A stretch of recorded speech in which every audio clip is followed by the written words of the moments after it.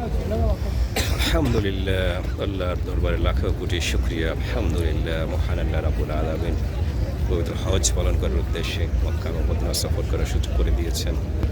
সেই সফরের অংশ হিসেবে প্রথমেই আমরা পবিত্র মক্কা মদিনা মুনাওয়ারা সোনার মদিনায় আমরা এসেছি। রাসূল করিম সাল্লাল্লাহু আলাইহি সাল্লামের রওজা মোবারকের সামনে দাঁড়িয়ে এখানে আমরা নবীজির রওজা ভিডিও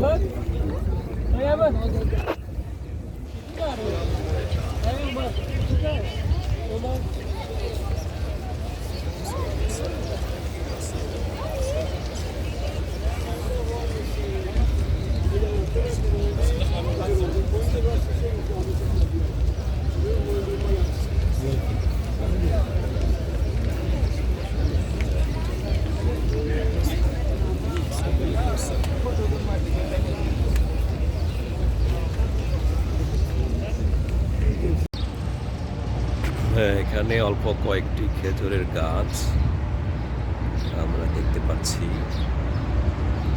এই সবুজ ঘাস রয়েছে এখানে।